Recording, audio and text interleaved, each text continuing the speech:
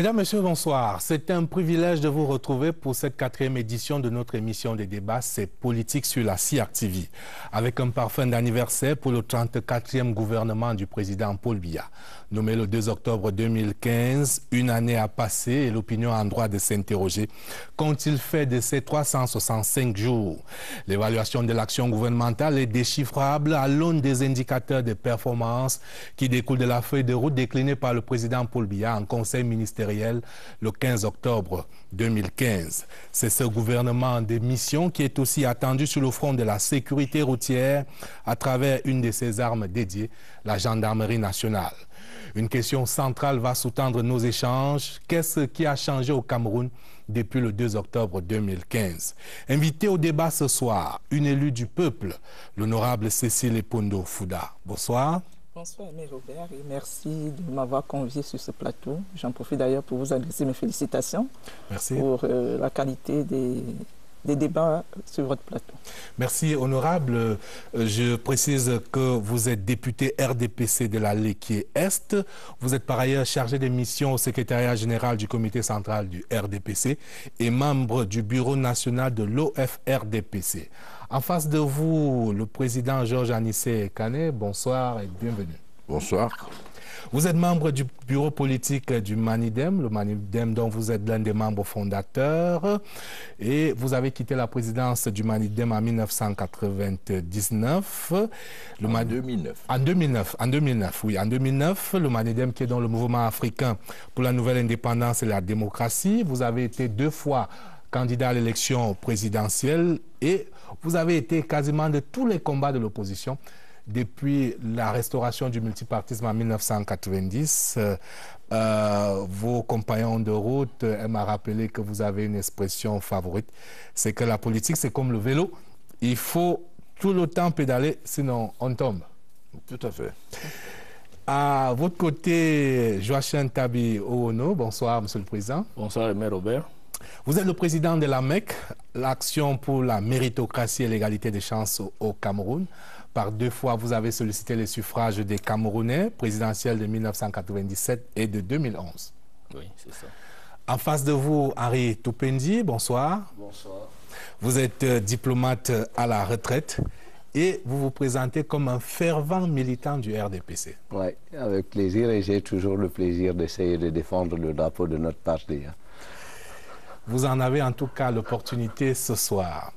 Madame, Messieurs, l'an 1 du gouvernement Yang 3 aura donné du grain à moudre toute cette semaine aux acteurs politiques, à la presse, à l'opinion nationale et même internationale. Commentaire libre sur l'action du gouvernement du 2 octobre 2015, c'est le verbatim, un sujet de Rodrigue Bertrand-Tueno.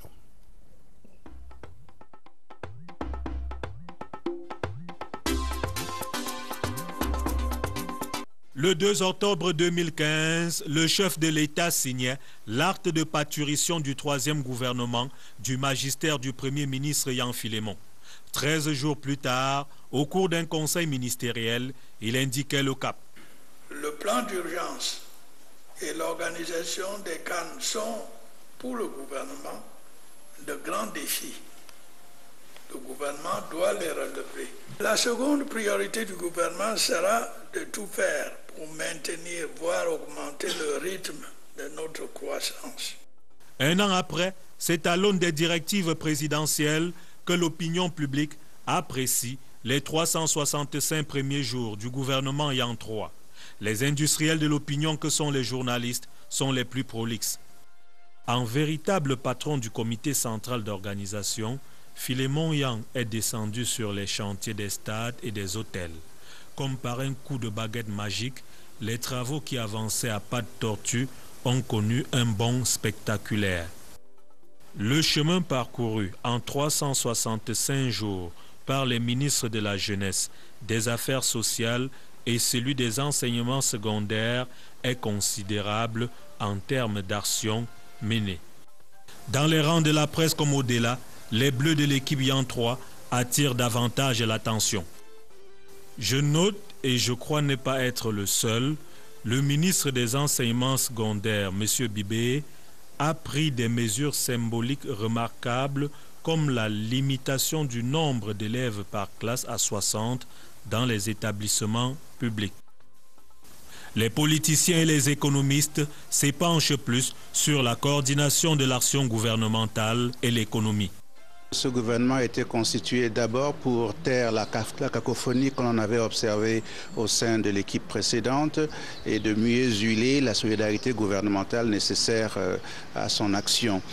On peut penser que les principales missions qui ont été confiées à ce gouvernement, notamment la préparation de la CAN féminine qui est imminente, l'accélération de la croissance économique, que ces différents projets sont en cours de réalisation, mais on peut constater que les Camerounais continuent de souffrir, l'éducation, les questions de santé, le niveau de vie restent préoccupants, même si le gouvernement est sur la bonne voie et l'UNDP est solidaire naturellement de ce gouvernement. L'UNDP pense que ce gouvernement doit aller plus loin et plus vite. Le gouvernement Yang 3 a fait des efforts, a fait des avancées, mais il y a encore beaucoup à faire.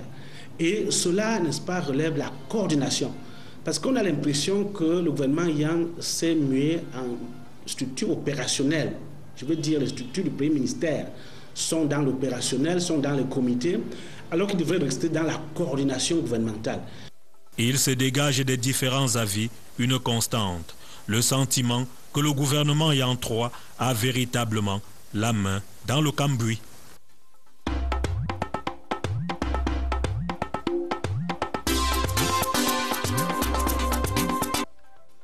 Il ne pouvait en être autrement tant le président Paul Biya a mis la pression sur ses ministres lors de ce conseil ministériel du 15 octobre 2015. Le président Paul Biya qui disait, je le cite, « Notre peuple veut voir ses conditions de vie s'améliorer ». Alors, question simple, Henri Toupendi, est-ce que nous vivons mieux aujourd'hui qu'il y a une année? Merci de me poser la première question, mais je dirais qu'il est très délicat de dire que nous vivons mieux. Mais il faut aussi dire que le Camerounais a beaucoup plus d'espoir qu'hier. Parce que l'image que le Camerounais a aujourd'hui de son pays est reflétée par l'impact des initiatives d'investissement, l'impact des opérations structurelles et infrastructurelles qui jonchent le territoire.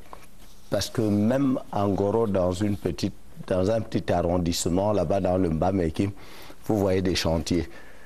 Toutes nos villes sont en chantier, dans un pays qui est en guerre. Et ça, il faut le dire, car nous aurions pu avoir des efforts individuels à fournir afin que cette guerre soit gagnée. Mais simultanément, pendant qu'on gagne la guerre, on est en train de gagner sur le plan infrastructurel les initiatives que le président de la République, même surtout dans l'action des membres du gouvernement, a conduit jusqu'aujourd'hui. Et je peux dire que, en attendant qu'on vive mieux, on vit déjà bien sur ce plan-là, parce que ça nourrit l'espoir d'un pays qui est vraiment en marche. Alors, le chef de l'État, dans la même veine, et je voudrais interroger l'honorable Cécile Pondo-Fouda, dans la même veine, le chef de l'État rappelait à son équipe gouvernementale que c'est un honneur et une lourde responsabilité que d'être membre du gouvernement. Et l'engageait donc le gouvernement Yang 3 à donner davantage de force et d'efficacité à son action. Quelle est la perception que vous en avez une année après, honorable? Merci, M. Robert. Ce que moi je voudrais d'abord dire, c'est qu'il faut reconnaître au chef de l'État, son Excellence Paul Biya, la lucidité. Le chef de l'État a fait le constat que, au rythme où se développe le Cameroun, où se développait le Cameroun, l'émergence en 2035 risquait d'être une leurre. D'où le plan d'urgence pour l'accélération de la croissance. Et donc, moi, je dis, il faut saluer cette lucidité parce que ça part effectivement du constat, d'une réalité, c'est-à-dire que les Camerounais peinaient encore à voir la croissance au quotidien. Alors, quand on jette un regard là-dessus, on se rend quand même compte, comme l'a dit mon camarade du parti, que je salue, Henri, ça bouge. Ça bouge un peu partout, et c'est ça qui est important, c'est-à-dire le futur. Et dans ce mouvement-là, il faut se réjouir de ce que le gouvernement ne soit pas seul. Ce que je veux dire par là, c'est que nous constatons que le gouvernement fait vraiment beaucoup d'efforts pour encourager les initiatives privées. Et c'est pour cela que nous sentons véritablement que ça bouge. Maintenant, le quotidien, il est assez difficile pour certains, mais vous savez, la bataille du développement ne se gagne pas en un jour. Et Kane Anissé, vous vivez à Douala, la capitale économique, qui est un baromètre précisément de la vitalité du pays. Ça bouge, dit l'honorable Epondo Fouda, vous avez la même perception que ça bouge? Non, pas du tout. Bah, je voudrais quand même, avant de commencer, que nous pensions au capitaine, l'ancien capitaine des Lions indomptables, qui devrait être évacué après son AVC. Absolument. L'avion devait décoller à 19h40. Donc, s'il n'y a pas eu de retard, il est actuellement dans les airs en direction de Paris pour son évacuation sanitaire. La présentation que vous avez faite tout à l'heure de monsieur, fervent militant du RDPC, je confirme ce que j'attendais par rapport à l'évaluation qu'il fait de ce gouvernement 3. Il aurait été préférable quand même que viennent défendre, que ceux qui devaient défendre ce gouvernement soient quand même les membres de ce gouvernement. Et il y a certaines créatures du chef de l'État qui sont dans ce gouvernement qui auraient dû être là. Madame la députée est membre du Parlement qui doit contrôler l'action du gouvernement. Je pense qu'elle est pas tout à fait à sa place pour venir défendre l'exécutif qui a des représentants. Le ministre de la Communication aussi prompt à prendre la parole aurait dû être là, ou certaines autres créatures comme ils s'en réclament du chef de l'État. Non, j'ai l'impression qu'on ne vit pas dans le même pays. Parce que le 31 décembre, le président Biya disait il faut une croissance forte, durable, inclusive et promotrice d'emploi, surtout des jeunes. Alors, en questionnant, tout à l'heure, on nous a donné le point de vue de notre membre du Parlement, en questionnant les Camerounais dans la rue. Je n'ai pas le sentiment que ça bouge dans l'amélioration de leurs conditions de vie. Est-ce que le président disait qu'il faut que le Camerounais ressente les effets de la croissance? Est-ce qu'on peut aujourd'hui, sérieusement, penser qu'un an après ce gouvernement, les Camerounais, et spécialement les jeunes, ressentent les effets de... On a quand même vu un gouvernement se déployer, donc pour vous c'était, comme disait un expert, un mouvement stationnaire? Ça n'a pas avancé? L'agitation n'est pas l'efficacité. Je veux dire, lorsqu'une fusée est en orbite et qu'on veut changer d'orbite, on fait une impulsion. L'impulsion, c'est pour passer une étape supérieure. Est-ce qu'on a l'impression que la fusée Cameroun a eu une impulsion et qu'elle a changé d'orbite et qu'aujourd'hui, l'efficacité de ce gouvernement peut être appréciée aussi bien par les responsables du RDPC que par le Camerounais non militant du RDPC. Je n'ai pas le sentiment. On va y revenir tout à l'heure et je vais prendre des exemples précis. Avec votre permission, parce que M. Kane Anissé semble mettre en cause le choix de ma personne comme invité sur ce plateau. Non, je dis, parce que je suis supposé contrôler l'action gouvernementale. Mais je rappelle que je suis une élue, une représentante du peuple. Donc à ce titre-là, je suis fondée d'être ici pour donner la perception que le peuple camerounais a de l'action gouvernementale. Et membre du RDPC. Mais ça va de soi. J'assume ce statut et je soutiens qu'en une année, même si chaque Camerounais individuellement, même si tous les Camerounais individuellement, chacun n'a pas ressenti la croissance à son niveau, je confirme que le Cameroun bouge. Ça, vous ne pouvez pas le nier. Il y a des grands chantiers un peu partout et ces grands chantiers sont créateurs d'emplois. En tout cas, moi, dans ma circonscription et à Yaoundé où je vis, je constate que ça bouge et ça donne de l'espoir. Président Joachim Tabi-Ono, je vous pose la même question sur la perception de l'axe défini par le chef de l'État, un de ces axes donc qui engageait le gouvernement à davantage d'efficacité, à davantage de force pour changer la vie des Camerounais. Bon, je voudrais tout d'abord adresser une petite prière à l'endroit de Rigobert pour qu'il nous revienne en santé. Je crois que c'est un fait qui nous met déjà dans le vif du sujet. Pourquoi est-ce que quelqu'un qui a défendu les couleurs du pays a un problème? Il faut faire venir les experts, faire venir l'avion médicalisé, ensuite attendre qu'il soit transporté, le temps qu'il arrive là-bas. Je crois que nous devrions avoir déjà ces structures. Si on n'a pas les techniciens, et je crois qu'on en a, j'ai entendu un ministre dire qu'il y a plus de 8000, je ne sais pas si j'exagère, médecins camerounais qui opèrent à l'étranger, parce qu'ils n'ont pas les structures, ils n'ont pas les conditions de bien opérer, de bien travailler ici au pays, et ils s'expatrient. Et alors précisément, il y a un an, dans le plan d'urgence, prévoit notamment de renforcer le plateau technique des hôpitaux généraux de Yaoundé et Douala, de CHU également, et de construire des hôpitaux régionaux dans les 8 autres régions. Bon, oui, mais je crois donc que nous sommes... C'est pas facile de juger une année seulement du troisième gouvernement de M. Yang, quand nous avons un parti qui a fait 34 ans au pouvoir. Et quand moi je prends l'ensemble, je vois que ce n'est pas... on nous a parlé du bout du tunnel, je ne sais pas si on est sorti de ce tunnel-là.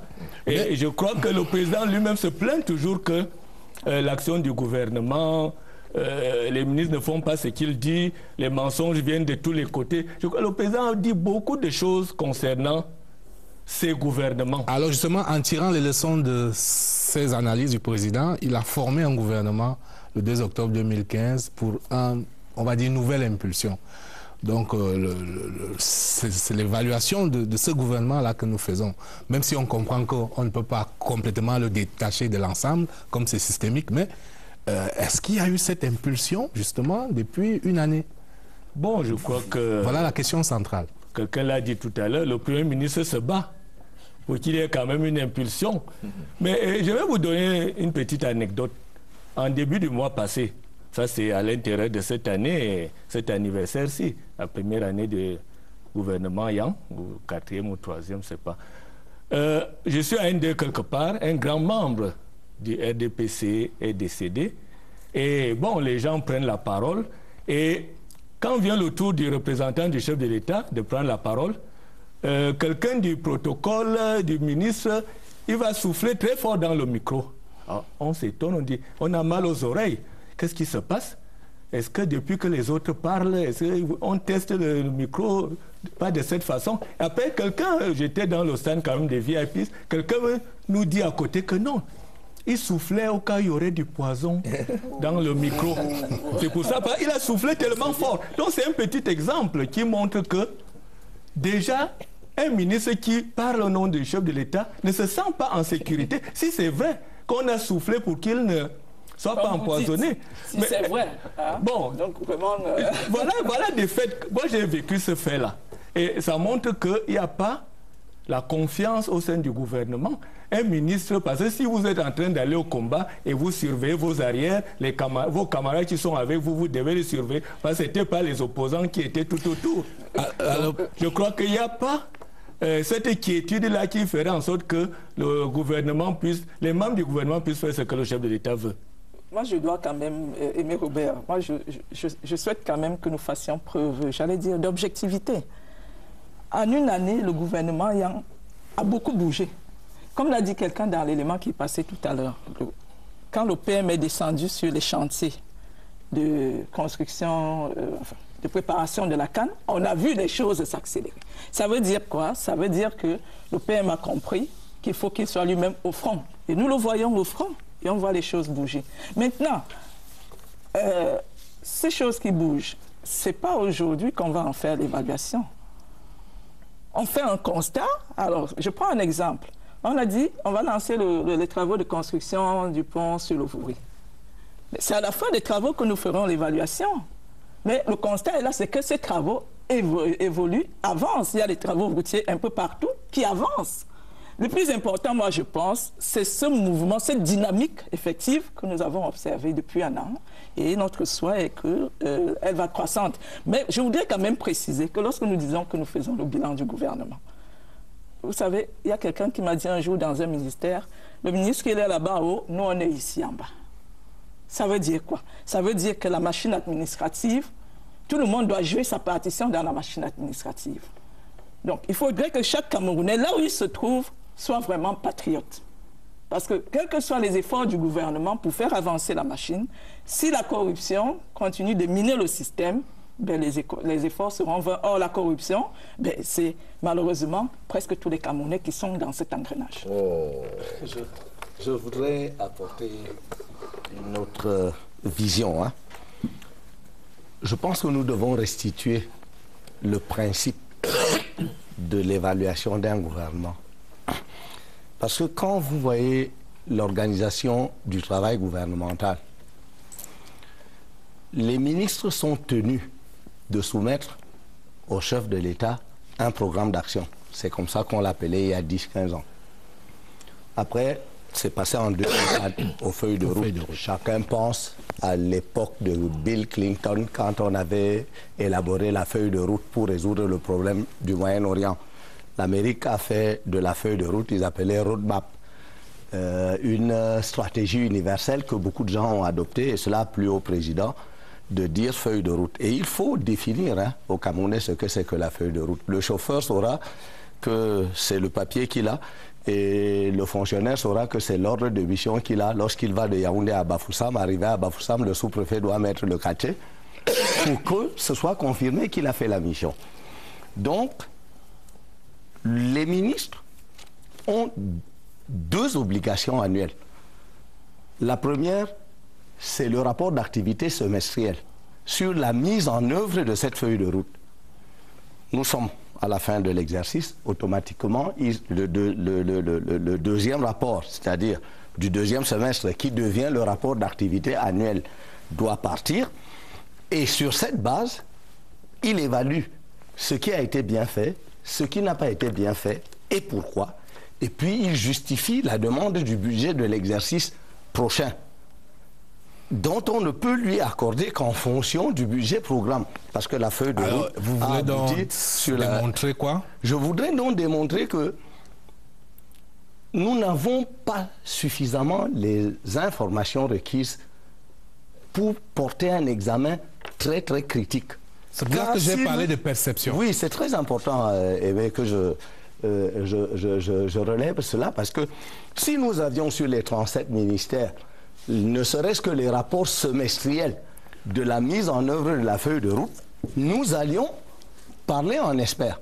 Maintenant, nous risquons voir les choses d'une manière, et vous aviez posé une question, peut-être. C'est pour là que j'ai parlé de perception. Voilà. Mais on a quand même des indicateurs précis sur lesquels on peut s'appesantir, comme la CAN. C'était la CAN 2016 notamment, qui était quasiment perdue pour le Cameroun il y a une année, et sur laquelle le chef de l'État a insisté comme un défi à relever résolument par le gouvernement. Président Ekane Anissé, on voit quand même que sur la CAN, le gouvernement a remonté, est revenu en jeu, pour ainsi dire. On oublie, qu'est-ce qui a motivé le déplacement sur le terrain du Premier ministre? C'est l'échec. Non, je ne pense pas. C'est un devoir. Non, attendez. C'est un devoir. Vous savez, on n'évalue pas ce que fait le Premier ministre, on évalue le gouvernement. Le pauvre homme, le Premier ministre... Il est chef du gouvernement. Oui, mais le pauvre homme, je veux dire, lorsque rien ne marche, il est obligé de descendre sur le terrain. Parce que pourquoi Et ces descentes ont permis de remonter la pente. Il est capitaine d'une équipe. Permettez à Ekane Anissé d'aller jusqu'au bout. Permettez que nous parlions. Oui, parlez. Non, je voudrais dire que ce qui a motivé le déplacement du Premier ministre, tout le monde le sait, c'est les problèmes liés justement aux différents retards ou échecs des chantiers. Et il a fait le tour des différents chantiers. Si les ministres, comme nous explique un expert, ont une feuille de route et qui la tiennent de façon sérieuse, est-ce que le Premier ministre est obligé de descendre sur le terrain pour se rendre compte ce qui se passe, première chose. Deuxième chose, ben, je vais vous dire, quand on parle de perception, le chef d'État, quand il parle également de perception. Quand il dit qu'il faut une croissance forte, durable, inclusive et promotrice d'emploi des jeunes. Et il dit, nos populations, je suis le chef d'État, doivent ressentir les effets bénéfiques de la croissance. Par exemple, par une énergie suffisante et à la portée de tout le monde. Ressentir, qu'est-ce que cela veut dire? Il n'y a rien d'espère là-dedans. C'est que le Camerounais lambda, qui trouve à Kousseri, à Mokolo, à la briqueterie, à Bepanda Yon, doit sentir que l'impulsion que le chef de l'État semble avoir donnée au gouvernement, il y en 3, donne des effets perceptibles qu'on ressent au quotidien. Alors, est-ce que c'est le cas? Anissé Kane, vous demandiez à entendre quelques membres du gouvernement. Alors, je vous propose d'écouter 2 ministres justement de ce gouvernement qui parlent notamment de la mise en œuvre du plan d'urgence et de quelques actions menées au quotidien, notamment le ministre des PME et le ministre de l'Habitat et du Développement urbain.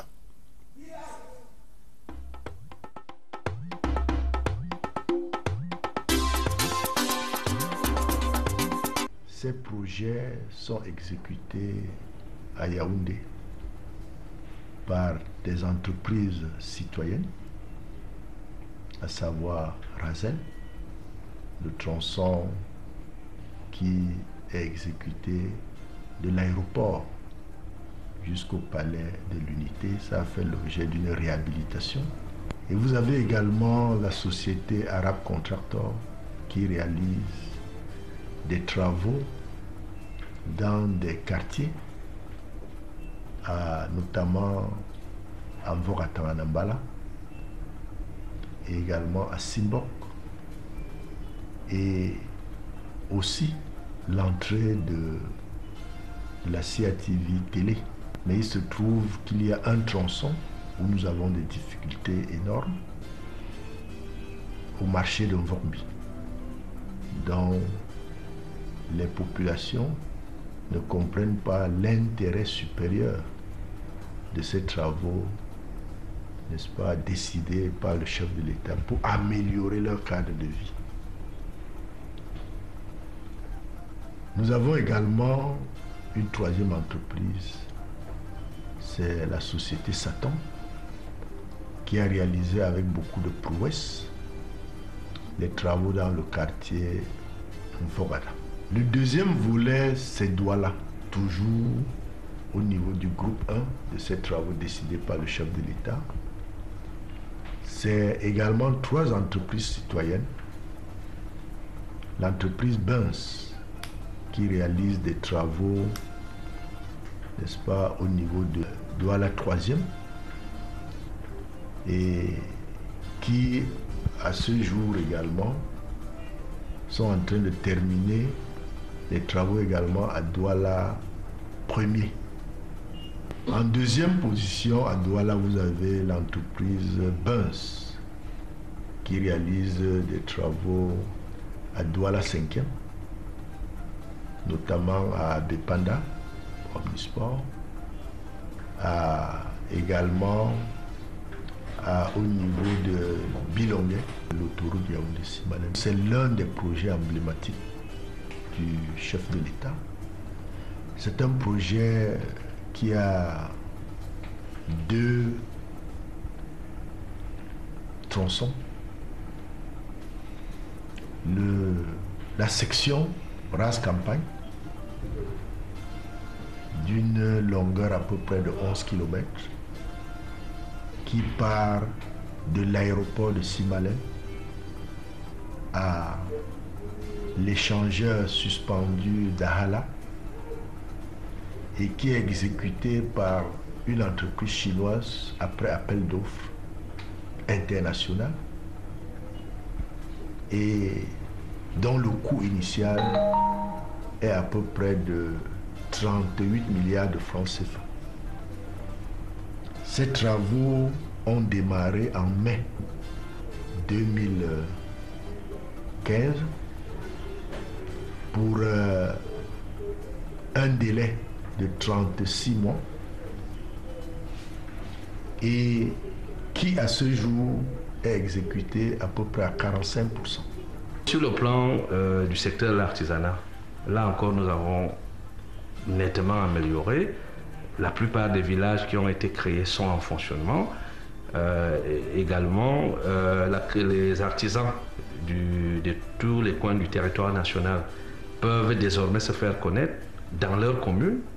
Et globalement, ce que nous sommes en train de faire dans les villages n'aura un sens que quand les artisans se seront inscrits dans les registres pour que l'État puisse les identifier et les encadrer. C'est un appel qu'on leur lance. Et au jour d'aujourd'hui également, nous pensons que le 20 octobre prochain, si le calendrier du Premier ministre le permet, nous allons ouvrir le grand marché de vente des produits de l'artisanat en ligne. Nous le faisons déjà de manière tacite, mais nous voulons lancer ça officiellement. C'est globalement un grand site que vous pouvez aller consulter et où les ventes d'artisanat de toutes les régions seront faites en ligne si les artisans le souhaitent. Et globalement, les paiements se feront par mobile money si le biais de la banque classique est long. Je pense que c'est une avancée formidable là, qui sera faite pour nos artisans.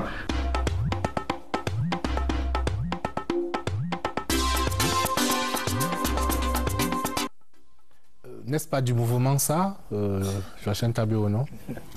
Bon, je crois que là, nous avons eu deux ministres qui se sont exprimés. Pour moi, ce n'est pas assez. Je crois qu'il y a un problème. Bon, moi, je suis agronome. Quand on parle de croissance, la croissance, c'est mathématique. Quand vous allez dans un marché à Yaoundé ou à Douala ou à Bafoussam, demandez à quelqu'un que vous allez rencontrer si la croissance a augmenté. Vraiment, lui va pour acheter le poulet, il ne trouve pas le poulet, il va acheter le macabo, il ne trouve pas le macabo. Vous lui dites que la croissance augmente quand même. Vraiment, nous, la population veut des choses palpables. Et je crois que vous avez parlé du gouvernement tout à l'heure.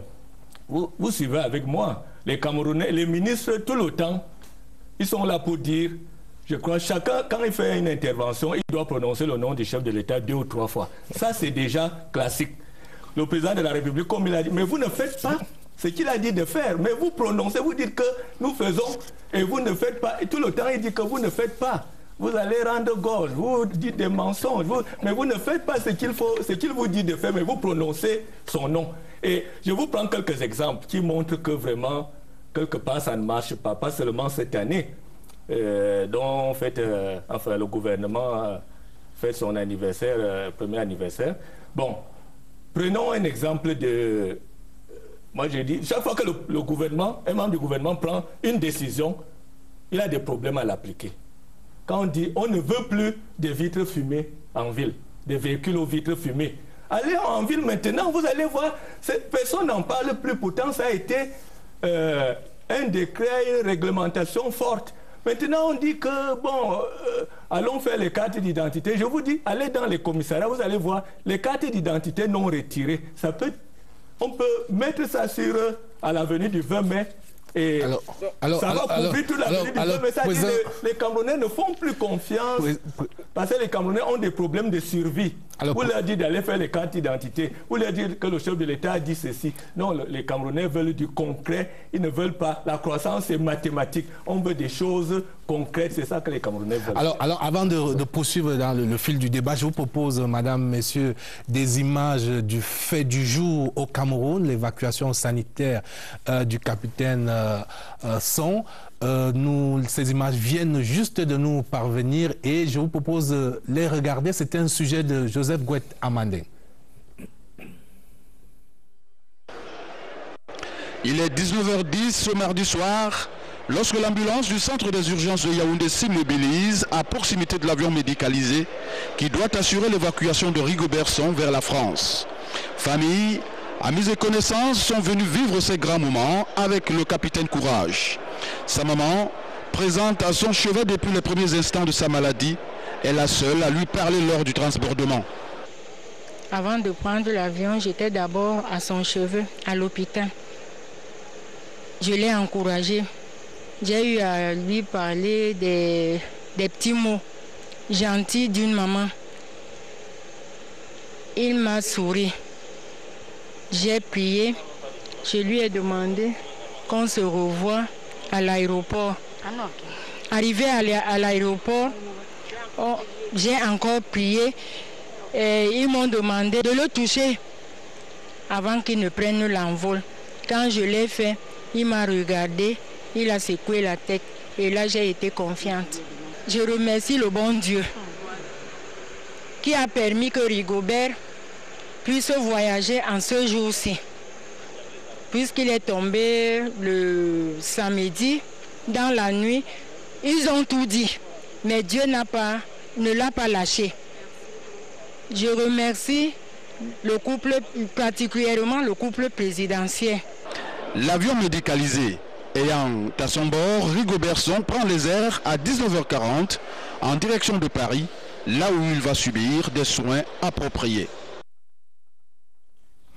Voilà, la nation entière émue accompagne de ses prières le capitaine Courage Rigobert Song Bahanak et nous avons foi qu'il nous reviendra. Et nous allons évidemment continuer d'informer les téléspectateurs de la CRTV sur l'évolution de la santé de Rigobert Song Bahanak. Nous revenons au fil du débat, au fil rouge de cette édition de ces politiques sur la CRTV. Nous parlions donc de l'action gouvernementale et je voudrais vous ramener justement à la communication du chef de l'État le 15 octobre, parlant justement de l'action de ses ministres. Il indiquait, Henri Toupendi, que les ministres ne sont pas là pour expédier les affaires courantes. Il attendait d'être beaucoup plus inventif, de créer, de réaliser et d'oser. Est-ce que vous sentez cette tendance à plus d'inventivité, à plus d'audace qui a parfois fait défaut à certains ministres par le passé qui pensaient que pour durer, il valait mieux ne pas faire d'action d'éclat?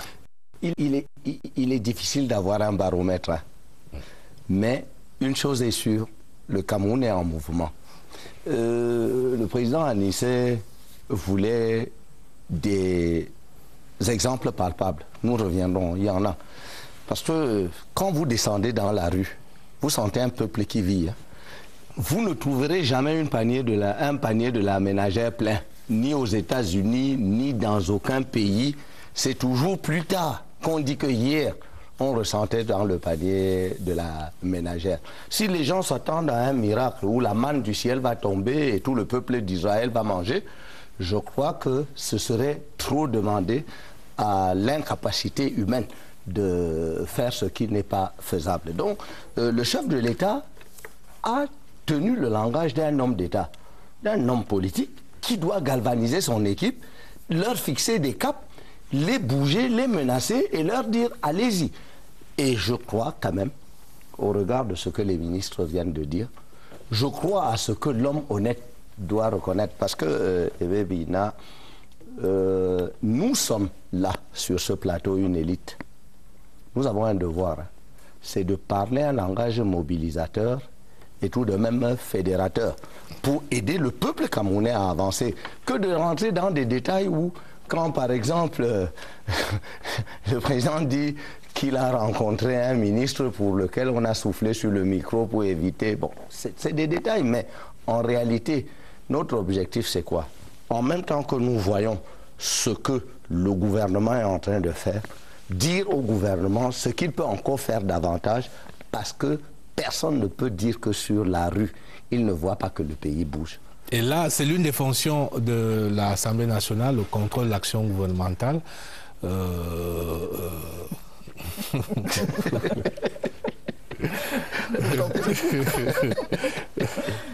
Pourquoi je souris en regardant M. Ekané? Non, tout à l'heure, quand nous voyons les images des travaux routiers, j'ai eu envie de me tourner vers M. Ekané et M. Joachim Tabiono pour leur demander est-ce que ça, ce sont bien les images du Cameroun? il y a des travaux qui sont en cours. Et ce que moi je voulais préciser, c'est que quand ces travaux se réalisent, ça s'accompagne de création d'emplois. Et l'un des indicateurs, me semble-t-il, pour apprécier l'action gouvernementale de ces 12 derniers mois, c'est de constater que les prévisions en termes de création d'emplois, il y en aura eu près de 50 000 de plus par rapport à 2015.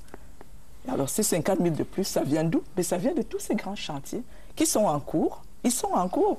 Attendons qu'ils soient finis et nous allons évaluer. Parce qu'en plus, quand on dit qu'il y a création d'emplois, on oublie aussi de dire qu'il y a création de richesses parce qu'il y a des opportunités de sous-traitance. Et là, il faut se réjouir de ce que le gouvernement a pris des dispositions pour que dans tous les grands projets réalisés au Cameroun, un pourcentage bien défini soit réservé aux entreprises locales. Il y a d'ailleurs ce qu'ils ont appelé la bourse de sous-traitance qui permet de mettre à niveau entre autres, de mettre à niveau les entreprises camerounaises pour qu'elles puissent soumissionner. Et non, moi, je suis toujours surpris lorsque j'écoute les militants du RDPC qui nous demandent de faire comme eux. Et si on faisait comme vous, on n'aurait jamais eu la démocratie dans ce pays. On ne nous demande pas de faire comme nous. Oui, parce qu'ils nous demandent... qu'il y a des choses sur lesquelles il faudrait quand même accompagner le chef de l'État. Notre objectif est d'attirer l'attention des Camerounais sur la réalité de notre pays. Parce qu'elle est travestie par les discours lénifiants, dithyrambiques des créateurs, du chef des créatures, du chef de l'État, qui ne passe pas une journée sans vanter les mérites extraordinaires. Vous voyez, je suis le chef de l'État, énergie suffisante et permanente, modernisation de l'agriculture, transformation de notre production, exploitation et transformation avantageuse des ressources minières, amélioration du climat des affaires. Alors, 150e pays, 155e pays du monde dans le climat des affaires et 148e au niveau de l'industrialisation. Bon, alors ça, c'est quand même des statistiques qui ne viennent pas de l'opposition. Ce que je voudrais dire, et de façon sérieuse, c'est que vous savez, un pays avance dans la contradiction et dans le choc des idées. Il n'avance pas dans... C'est pour cela que vous êtes là. Oui, heureusement. Mais vous avez les invités, mais que les responsables du RDPC ne semblent pas apprécier le fait que nous avons un rôle important dans ce pays. Pourquoi? Lorsque le chef de l'État fustige ses propres ministres en disant que, en réalité, dans son discours décembre, 31 décembre, il disait pratiquement que, bon, on n'a pas fait une écoute gouvernementale, on a fait à des ministres diétants. Cela veut dire que, je pense, il a aussi le sentiment que les échos qui parviennent à la présidence sur l'état du pays, l'état psychologique, émotionnel, les ressentis des Camerounais montrent bien qu'ils ne sont pas en accord parfait avec ce que fait le gouvernement. Alors, parlant des chantiers, puisque je viens de Douala, il faut donc aller voir les chantiers, par exemple du pont du Vouré. Quand on lance un aussi grand chantier, on prend des dispositions particulières pour améliorer, pour ne pas faire en sorte que le lancement du chantier procure des désagréments extraordinaires. On fait des déviations, alors, on pose, on fait un plan de circulation. Oui, canalisé. Mais c'est vrai. Oui, c'est entendu. Il m'a un peu toisé là. Donnez-moi une minute. Oui, permettez d'abord que Joachim Tabéo nous s'exprime sur... Mais moi, je m'interroge sur l'inventivité à laquelle le chef de l'État a appelé ses ministres. Est-ce que vous les sentez plus audacieux, Il y a quand même eu quelques actions d'éclat, quelques mesures symboliques ces dernières années pour faire avancer les choses. Oui, je voudrais d'abord dire que lorsque nous voyons ces images-là, c'est déjà bien, mais on dit peut faire mieux. Mais je crois que on ne veut pas faire comprendre aux Camerounais que si nous avons les moyens de faire ce que nous avons vu là, c'est parce que nous avons atteint le point d'achèvement. Et avant le point d'achèvement, les Camerounais ont serré la ceinture, ont retroussé les manches. Ce n'est pas l'argent parce qu'un parti au pouvoir, parce que ces gens-là sont très forts. Nous avons tous serré la ceinture. Il y a eu les impôts. Voilà, il y a eu le point d'achèvement qui a abouti à l'annulation de certaines dettes et ça a dégagé des fonds maintenant pour faire ces choses. Merci. Parce que le chef de l'État nous disait, attendez qu'on atteigne le point d'achèvement. Et maintenant, pour répondre à votre question, je vois que les collaborateurs du chef de l'État ne mouillent pas le maillot. Ah bon? Parce qu'ils se tournent, ils mettent toutes leurs forces sur la scène politique. Ils vont au village pour organiser des marches, dire que le chef de l'État doit se représenter. Il leur a administré un camouflet là, parce que vous avez dit qu'il anticipe les élections et qu'il se représente. Il a dit, mais ça, ce n'est pas... Maintenant, quel bilan allons-nous faire ici maintenant? S'il vous avait écouté, on serait en train de faire le bilan de la préparation des élections, au lieu de faire le bilan des travaux de la nation qui vont mettre les populations dans de bonnes conditions. Évitons quand même la caricature. J'avais une minute. Évitons la caricature. C'est pas la caricature. Les membres du gouvernement... Toute l'énergie que vous faites tous les week-ends là pour aller au village, pour faire... Le rôle d'un parti politique aussi, c'est de faire de l'animation. Donc vous ne pouvez pas nous empêcher d'être actifs sur le terrain. Maintenant, excusez-moi, maintenant, quand M. Ekane dit que nous, du RDPC, nous n'aimons pas la contradiction. Non, elle est enrichissante. Mais ce que nous vous demandons, c'est que sur les faits objectifs, reconnaissez les images qui passaient là, c'était bien au Cameroun. Donc, on pouvait aussi passer les images de pauvreté, les gens qui meurent de ce que je veux dire, c'est que, comme vous l'avez si bien dit, quand c'est bien, apprécions quand même dans les grandes démocraties, on a souvent vu l'opposition qui salue les actions. Henri Toupédi, et Kananissé, permettez à Henri Toupédi. Enthousiasme dans ce qu'il raconte. Je suis désolé. Je suis désolé. Henri Toupédi, ça va, c'est d'ailleurs le dernier tour de table sur le sujet, sur cette question précise. Il y a quand même, Joachim Taboyono l'a évoqué, il y a quand même beaucoup de dossiers non classés et un certain nombre de dossiers comme cela, la relance au long cours de Camerco qui n'en finit pas, des dossiers comme l'interdiction des whisky en sachet où on perçoit parfois comme comme si le gouvernement intervertissait. Ça aussi, ça questionne quand même. Ça ne devrait même pas questionner. Vous savez, dans toute initiative qu'un gouvernement prend, il doit tenir compte des pôles d'intérêt. Les gens ont tendance à croire que le gouvernement a une baguette magique. Si le président de la République a dit taper à gauche et il n'y a plus de whisky en sachet, il n'y aura plus de whisky en sachet. Mais les hommes d'affaires, les groupes d'intérêt qui trouvent leur compte dans des whisky en sachet, je ne sais pas quand est-ce que M. Ekane les condamne ou les met en exergue. Ils sont tous militants de votre parti? Non, enfin, c'est vous qui le dites. Mais toujours est-il, les faits sont là. Toujours est-il que dans les initiatives, quand je vois même ces routes en train d'être faites, je félicite énormément le gouvernement parce que les forces qui combattent même ces énergies que l'État est en train de déployer sont énormes et dans l'obscurité. Donc, il serait souhaitable, c'est pour ça que je reviens dans l'obscurité. Parce que oui, et je vais dire donc les partis politiques d'opposition qui n'ont pas plaisir à voir que le parti au pouvoir est en train de gagner. Vous n'avez pas vu l'image où on fait le 4x4 de la CRTV sur une route quelque part en brousse là? Non, soyons sincères. Alors, messieurs, on ne finira jamais d'évaluer l'action du gouvernement. Je vous propose de passer à un autre indicateur qui résultait d'une mission régalienne de l'État, la sécurité des hommes et des biens, en l'occurrence la sécurité routière. Et dans ce champ, la gendarmerie nationale mène depuis quelques années une opération baptisée campagne de contrôle, surveillance et répression, avec un succès certain parce que le taux d'accident a baissé, la courbe a baissé. Toutefois, depuis quelques semaines, il y a comme une recrudescence de ces accidents, la circulation, et la gendarmerie nationale veut monter d'un cran dans la répression.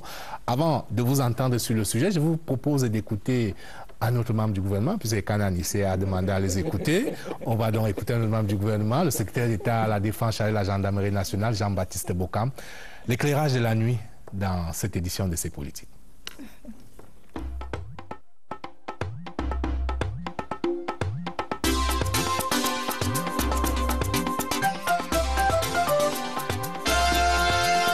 C'est pas la route qui doit s'adapter à l'usager, c'est l'usager qui doit s'adapter à l'état de la route. En dépit de nombreuses priorités de l'heure, le gouvernement fait un effort pour entretenir, pour réhabiliter nos routes. Mais nous devons savoir que quand une route est en mauvais état, l'usager doit faire un effort également de s'adapter en réduisant la vitesse. Nous voyons ces routes qui sont bitumées aujourd'hui. Lorsqu'elles étaient latérité, l'usager allait bien avec une vitesse bien réduite, une vitesse modérée. C'est lorsqu'ils ont été bitumés que la vitesse a augmenté. Il faut que les gens cessent de faire le pari, de faire 2 à 2h30 de temps entre Yaoundé et Douala comme ils le faisaient il y a 10 ans ou un peu plus, alors qu'ils savent très bien qu'il y a beaucoup d'endroits qui sont dégradés. À peu près 40% d'accidents se font la nuit. Et c'est d'ailleurs à ce moment-là que nous avons décidé de passer à la deuxième génération de notre campagne. Nous avons pris un certain nombre de mesures, notamment l'acquisition d'un matériel adéquat, les stations d'éclairage et les radars de dernière génération qui permettent, même dans l'obscurité, d'intercepter les véhicules et de pouvoir identifier leur vitesse. Depuis 2011, nous avons quand même réduit les accidents de circulation de 23% et le nombre de morts de 33%. Donc nous avons fait un effort important. Les véhicules gros porteurs s'illustrent par des stationnements abusifs sur nos routes. Et en dehors même de cela, c'est encore ces véhicules qui s'illustrent par des excès de vitesse, des dépassements dangereux, malgré leur gabarit qui devrait déjà les amener à aller plus lentement que les autres. Ces dépassements dangereux, ces excès de vitesse, ces conduites à gauche, ces stationnements abusifs font que les gros porteurs soient étiquetés comme les vrais dangers de notre route aujourd'hui. Nous avons durci les mesures, notamment la mise en fourrière de ces véhicules, l'interpellation même des chauffeurs et le déferment devant les tribunaux pour activités dangereuses. Chaque fois que nous avons été informés des comportements équivoques, des comportements contraires à l'éthique, à la discipline de notre arme, notamment sur les routes, nous avons systématiquement pris des mesures disciplinaires, allant même parfois jusqu'à la révocation. Je le révèle, beaucoup ne le savent pas, que nous avons mis en place ce que nous appelons des équipes de brigades rouges.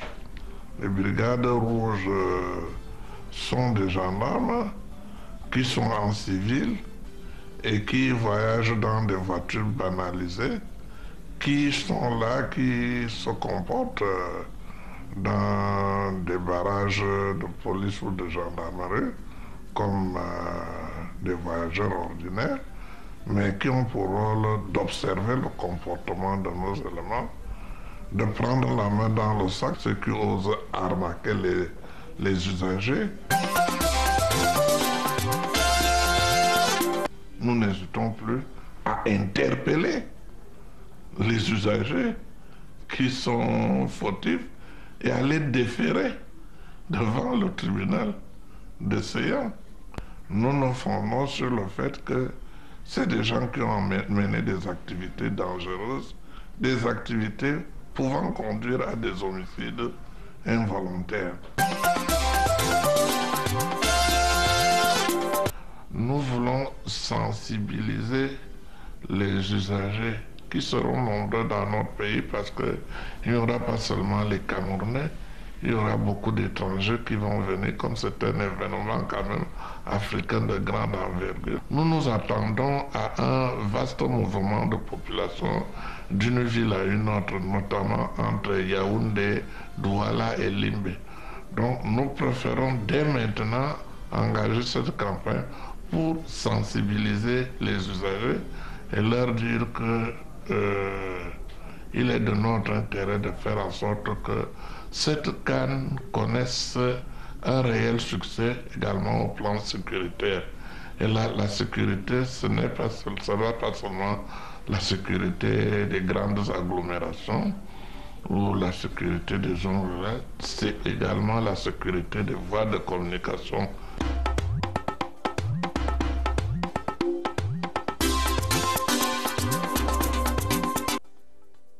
Honorable Cécile Epondo Fouda, voici une cause nationale, la sécurité routière, les accidents qui privent la nation de ses bras, de ses dignes fils, de ses dignes filles, parfois 1 millier de morts par an, une facture évaluée parfois 100 milliards de francs CFA par an par les assurances, un impact psychologique que l'on ne peut pas évaluer.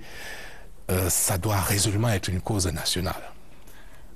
Mais déjà, il faut saluer, je pense, la fermeté avec laquelle les forces de sécurité, et particulièrement la gendarmerie, cette fermeté dont ils font preuve dans le cadre de leur mission de prévention et de répression. J'ai une image, avant d'aborder ce sujet, je vais partager avec vous 3 images que j'ai vécues ces derniers jours à Yaoundé, et qui me font dire qu'il serait important, et même urgent, que les mêmes mesures de fermeté soient prises en zone urbaine. Alors, à Descente Collège de la Retraite, il y a un gros porteur qui est tombé en panne, qui est là depuis bientôt 10 jours. Et je suis quand même un peu sidéré de voir que, en plus, c'est entre 2 établissements scolaires dont vous pouvez imaginer l'intensité du trafic. Alors, je ne sais pas qui est chargé d'évacuer ce camion, mais ça nous interpelle quand même. Alors ce matin, Rond-Point-Lonka, qui est un gros porteur, pour ne pas le citer, un camion des brasseries, qui a fait un accident, il s'est retourné, et en tout cas il a été là toute la journée, il essayait d'évacuer. En fin de journée aujourd'hui, j'ai vécu en direct un accident où sur une route à double voie, un gros porteur a voulu faire un dépassement alors même que l'espace qu'il voulait franchir était étroit, et donc il a heurté de plein fouet la voiture qui allait devant lui. Ces 3 exemples, à mon humble avis, illustrent vraiment la dangerosité des gros porteurs, comme l'a dit M. le secrétaire d'État à la Défense, et vraiment c'est un appel qu'il convient de lancer ici à l'endroit des autorités pour qu'elles fassent preuve de plus de fermeté. Mais également, ça nous interpelle, comme je le disais tout à l'heure, le gouvernement a beau multiplier toutes ces actions, si nous, les Camerounais, chacun ne prend pas conscience de ce qu'il a un rôle à jouer pour que le vivre ensemble soit agréable, ça va être un problème. L'une des suggestions que je fais d'ailleurs, parce qu'il faut voir que ces gros porteurs n'ont pas de limitation d'heure pour circuler en zone urbaine. Vous voyez un camion de sable qui entre à Yaoundé à 6h30, 7h, se faufile entre les élèves, imaginez, ou alors un grumier. Imaginez si jamais la grume...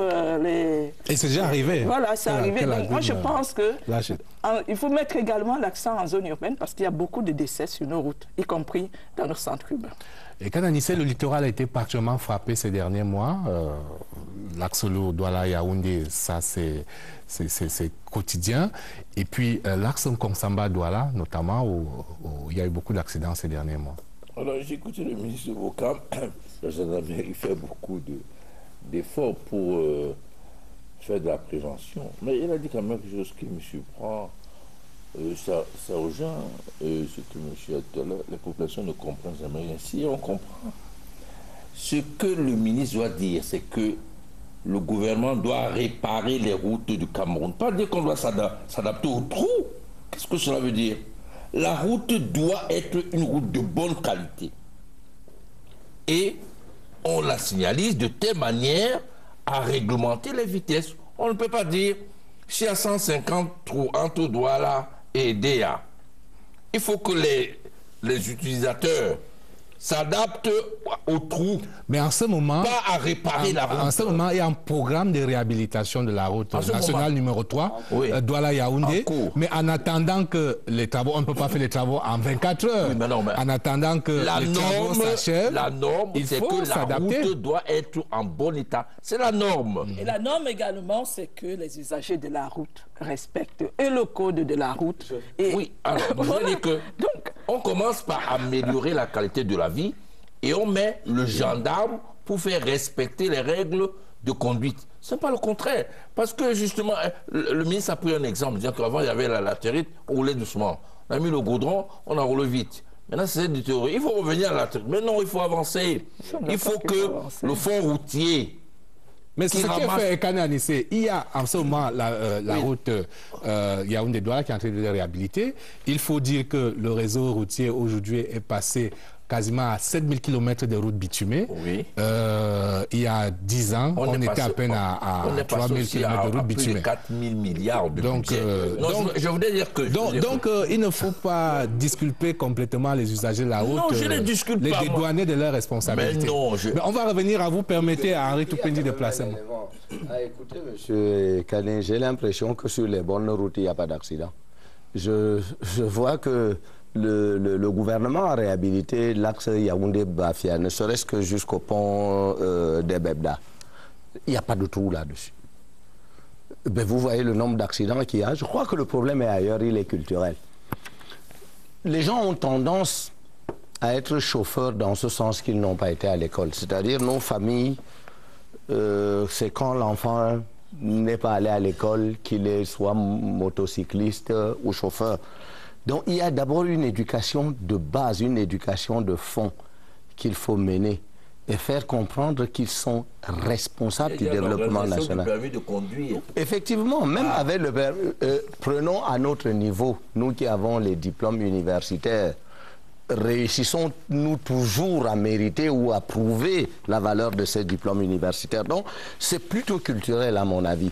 Je pense qu'il y a un travail en profondeur qui doit être fait dans le sens de l'éducation des chauffeurs, qui ne boivent pas un peu plus de whisky ou de ha lorsqu'ils sont en train de voyager, et que, comme Madame la députée a dit tout à l'heure, que les forces de l'ordre essayent de discipliner davantage, parce qu'à l'entrée de Messa, si parfois vous avez un camion de sable qui fonce à 120 km/h parce qu'il veut monter, gravir la petite colline de Messa vers Manado. Alors, monsieur, le plateau s'est enrichi par l'arrivée d'un officier supérieur, le lieutenant-colonel Henri Tina. Bonsoir, mon colonel. Bonsoir, monsieur Bina. Vous êtes le point focal de la gendarmerie nationale contre justement l'insécurité routière. Tout le monde, globalement, en appelle à plus de répression, en appréciant déjà ce que la gendarmerie nationale fait. Mais tout de même, il y a parfois quelques réfractaires qui questionnent la légalité de cette campagne de répression, avec notamment ces amendes qui sont infligées. Merci, M. Bina, de m'avoir convié à ce panel. Je dois dire que la gendarmerie nationale est présente sur les routes du fait de sa mission régalienne qui est celle de protection des personnes et des biens.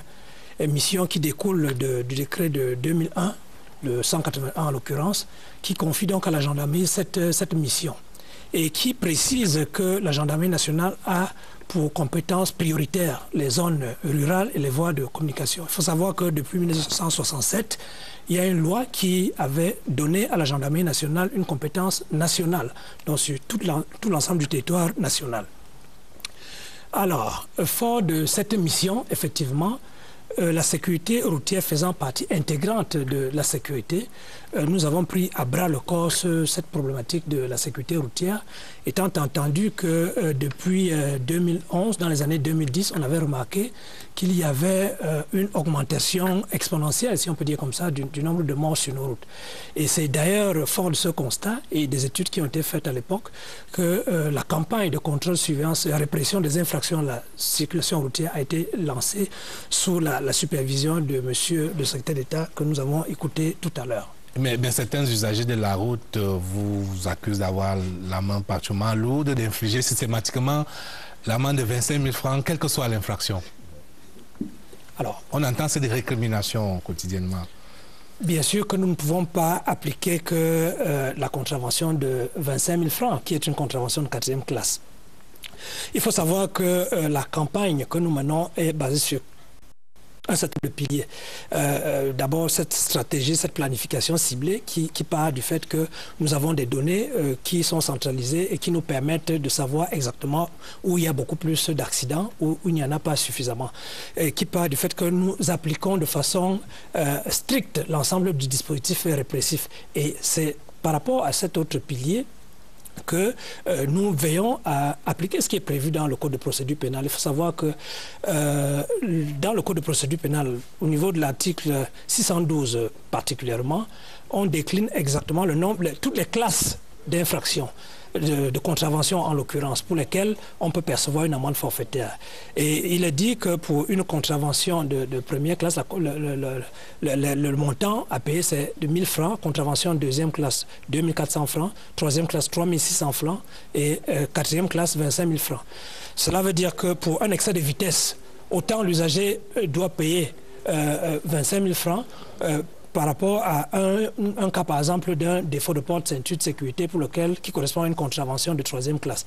Il faut savoir que dans ce cadre en particulier, nous pratiquons ce que nous appelons, n'est-ce pas, le principe de la moindre contrainte, qui veut que chaque fois qu'il y a une infraction, que le gendarme se rapproche de l'usager et lui notifie l'infraction.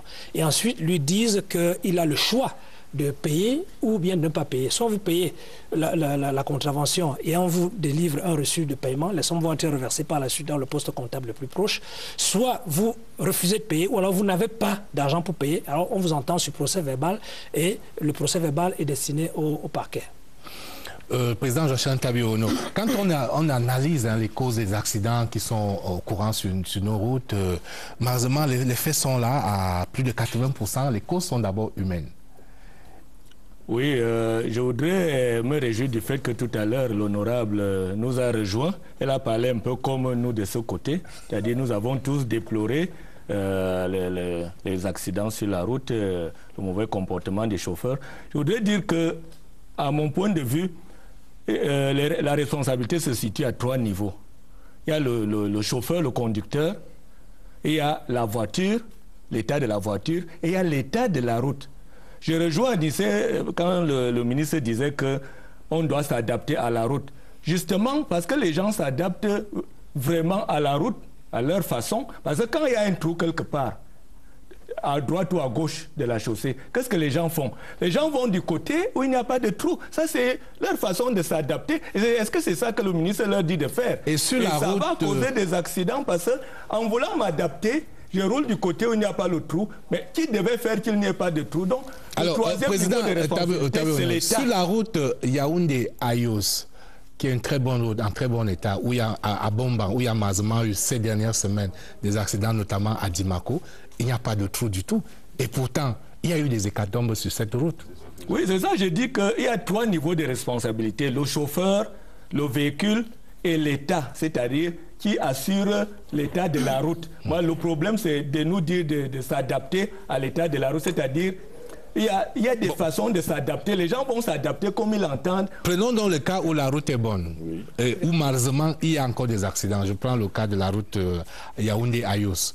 Là, vous voulez que je dise à tout prix que c'est la faute du chauffeur. Effectivement, c'est la faute du chauffeur et de l'état de la voiture dans ce cas-là, dans ce cas précis, mais tel n'est pas toujours le cas. Et je voudrais... à 80%. Oui, moi je me méfie un peu des statistiques. Je vous ai dit tout à l'heure que moi et les statistiques, moi je suis dans la rue.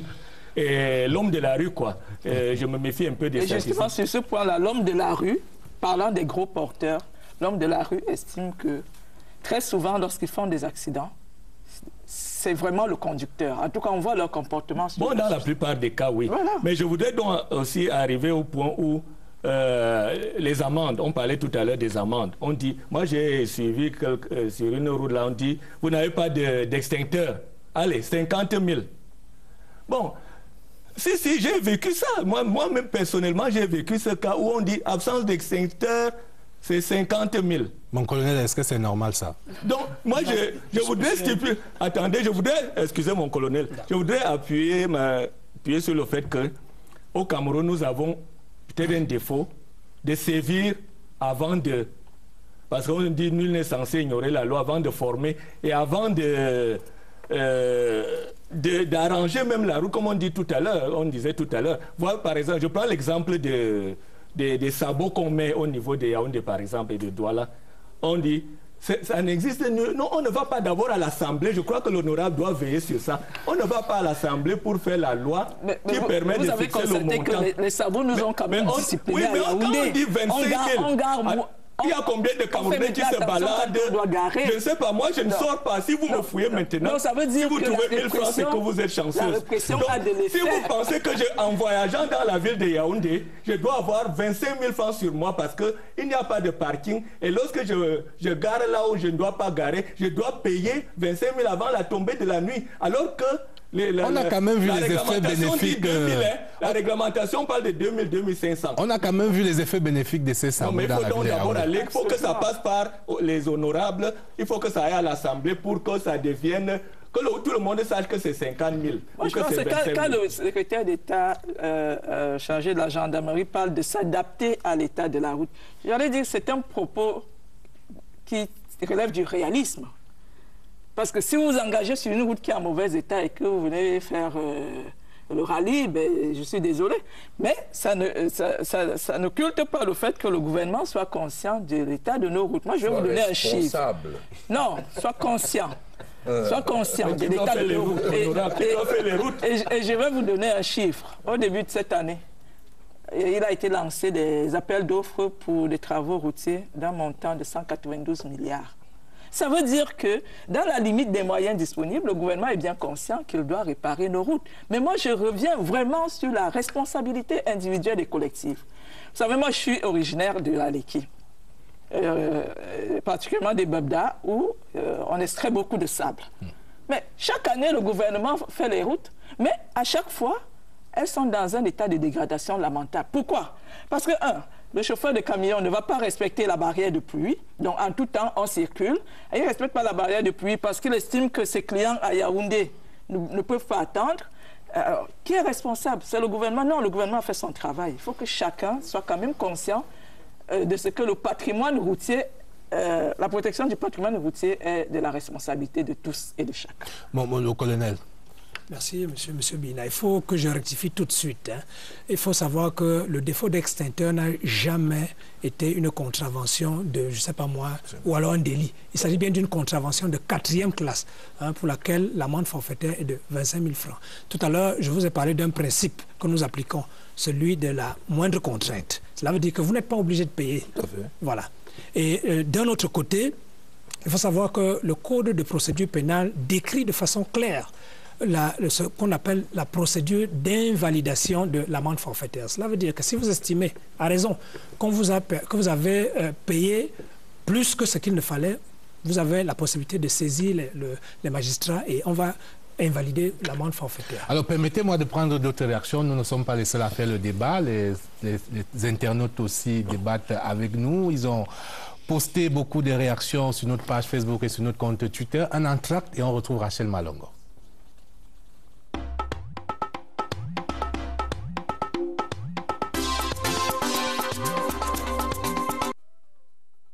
Internaute online, bonsoir Rachel. Bonsoir Robert, bonsoir à tous. Il faut le dire, les internautes se sont invités à la célébration de l'an 1 du gouvernement Yaoundé 3.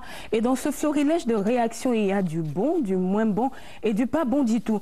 Alors pour commencer, aviser à Yaoundé qui pense que le chapitre 3 Lyon est plutôt appréciable. La restauration de l'autorité du Premier ministre en a été l'élément déclencheur. Chomgwe Franck, depuis Badoumla, pense qu'il y a du bon, mais la demande sociale reste encore importante. Autre réaction, Marciane Diamo qui nous écrit depuis Douala. Il salue les efforts du secrétaire d'État à la défense en charge de la gendarmerie en matière de sécurité routière, mais souligne que les nids de poules sur l'axe Yaoundé-Bafoussam continuent à faire des victimes. Après cela, on passe au moins bon. Edmond Bala Douala pense que le problème d'insécurité routière repose à la fois sur le défaut d'infrastructures routières et l'incivisme des usagers.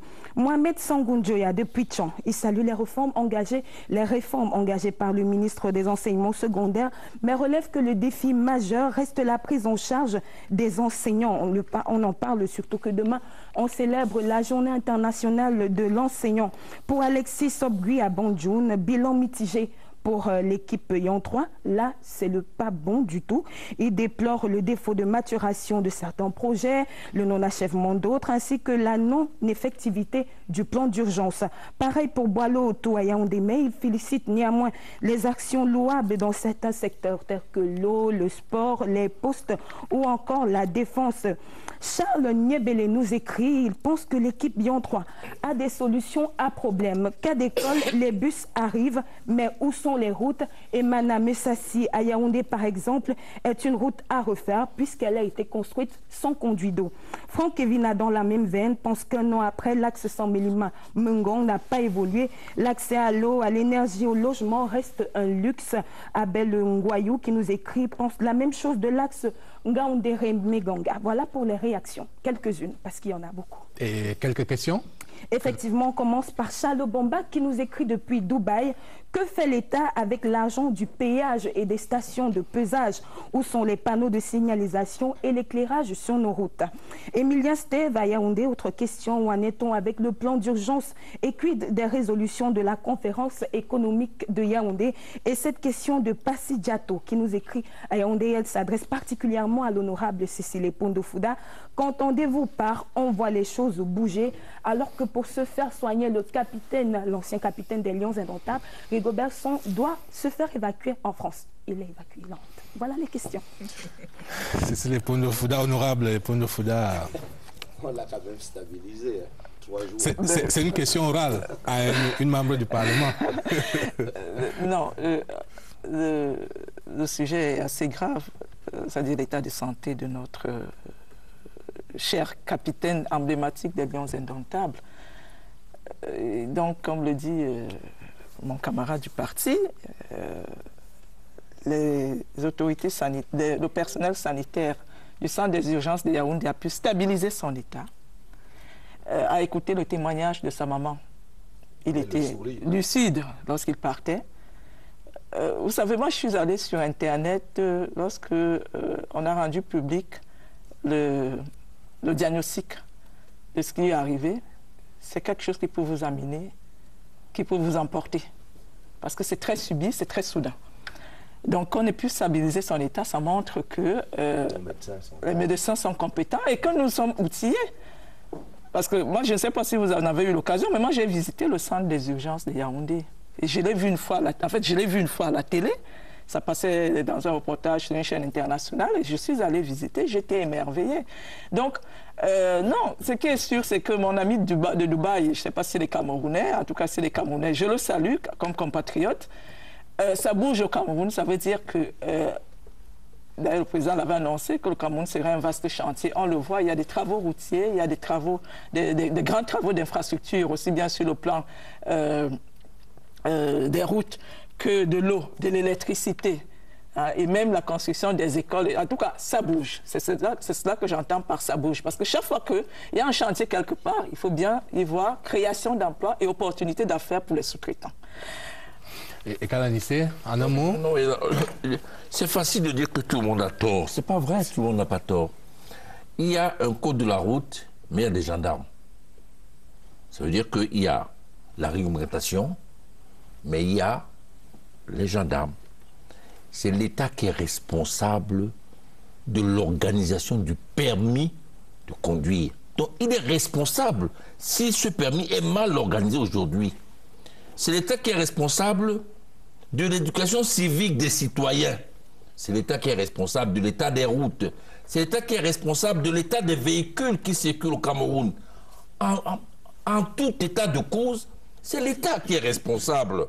Il ne faut pas dire que bon, c'est un problème culturel. Pas du tout. Parce que la dégradation du civisme dans notre société, ça vient des 34 années où on a passé à ne pas servir ce pays, où la corruption a gangréné le pays. J'aime bien vous entendre avoir mis la main sur la plaie la dégradation du civisme. Vous savez de quand ça date particulièrement? Ça date de... des années 90. Lorsque vous, Ekana Anissé et autres, conduisez des opérations de désobéissance civique et de ville morte. Ça a eu des... Non, nous en récoltons faire la somme des détournements de fonds en centaines de milliards de vos responsables, de votre parti, qui sont responsables de la crise économique dans notre pays. De toutes les manières, l'État ne peut pas être la cause de tout. Les parents, responsables, les familles, je dis responsables, nous sommes tous responsables. Quand je fais passer un permis à mon fils, je ne lui dis pas parce que tu as déjà passé le permis, tu vas conduire comme tu as passé le permis. C'est un choix d'aller à gauche alors qu'on a un bon permis. Donc, la responsabilité est partagée. Politique, on imagine que peut-être pour la prochaine présidentielle, si vous êtes candidat, pour vous, c'est un axe de campagne, c'est une cause nationale. C'est une cause nationale. Joachim Taberoun. Oui, j'ai dit tantôt qu'il y a des niveaux, il y a 3 niveaux de responsabilité. On sévit au niveau du conducteur, c'est-à-dire y compris la délivrance du permis, comme il a dit. On sévit au niveau de l'état de la voiture, qui est le responsable de la voiture, qui conduit, etc. Et le 3e niveau, c'est qui est responsable de l'état de la route. On ne peut pas, de ces 3 responsabilités-là, on ne peut pas en soustraire une et en laisser seulement 2. Les 3 niveaux, moi j'avais déjà proposé une fois que s'il y a un accident, si on trouve que c'est la route qui est responsable, vraiment on sanctionne l'État. C'est l'État qui paie l'amende. Non, mais c'est vrai. Si c'est l'état de la voiture, c'est le propriétaire du véhicule. Si c'est la faute revient au chauffeur, c'est le chauffeur. Donc nous devons, et je voudrais citer par là, quelqu'un, un internaute a dit quelque chose de pertinent tout à l'heure en parlant de l'argent des péages. Cet argent on devrait nous rendre compte que dans tel péage, il y a eu tant et on a fait telle chose avec cet argent. Je crois que ça devrait contribuer en priorité à améliorer l'état de l'eau. C'est vrai qu'aujourd'hui, il y a l'unicité des caisses de l'État, donc l'argent de l'État est...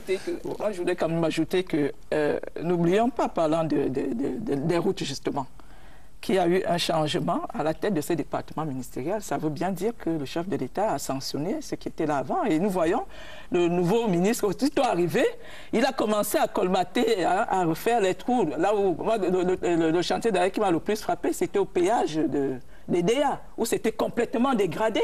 Donc, pour moi... Il faut attendre qu'il y ait des accidents. Non, honorable, je ne partage pas parce que quand on change un ministre, si ça veut dire qu'on a sanctionné, et là où il était, on a enlevé de là, ça veut dire qu'on a sanctionné. Non, mais alors, monsieur,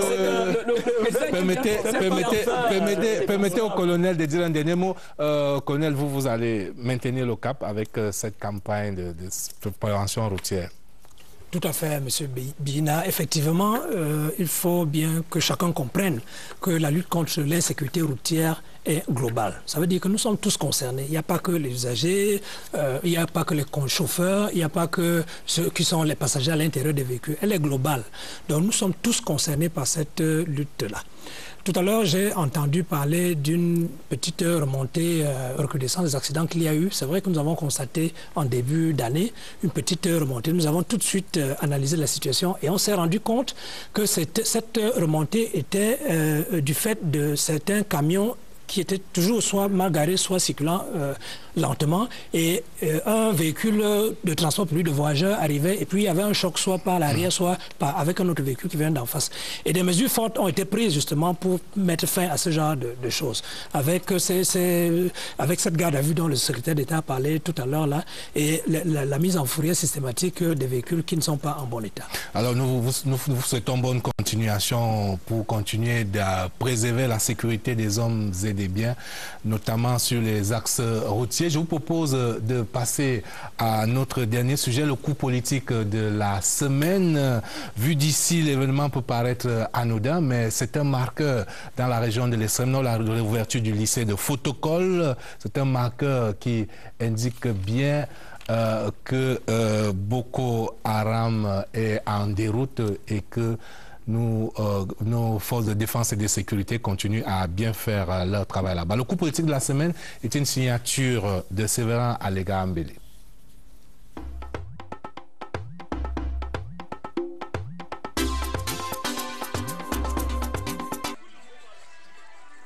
Mieux vaut tard que jamais. Après une longue période de cessation d'activité pédagogique, les élèves de l'arrondissement de Fotokol, dans le Logon-Echari, retrouvent enfin la joie de vivre au sein du lycée, fermé il y a 2 ans, du fait de l'insécurité créée par Boko Haram. La joie des retrouvailles autour du proviseur et des enseignants présents depuis la reprise des classes.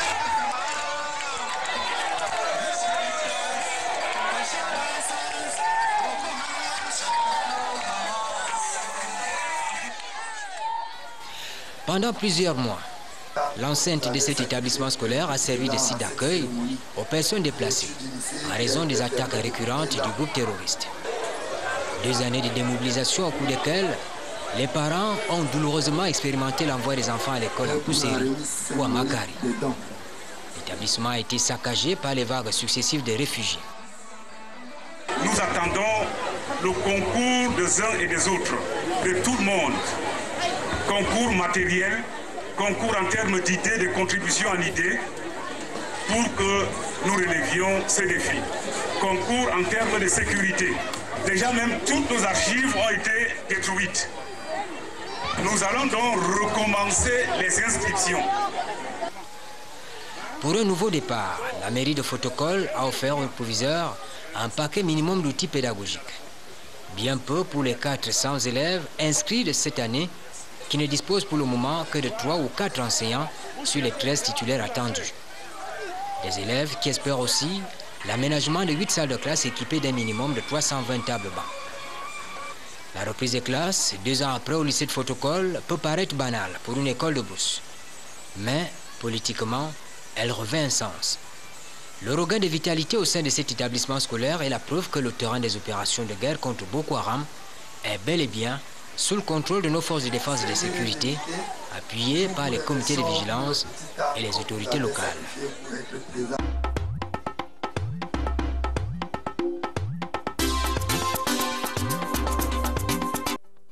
C'était le coup politique de la semaine, la réouverture du lycée de Fotokol, longtemps au cœur de la ligne de front et qui a même abrité à un moment une base militaire de nos forces de défense et de sécurité. Que ce lycée ouvre de nouveau ses portes, cela fait sens, a une grande valeur symbolique et c'est quasiment la fin de cette édition. On va vous recommander quelques ouvrages à lire. Tout bonnement, on parlait de la prévention routière tout à l'heure.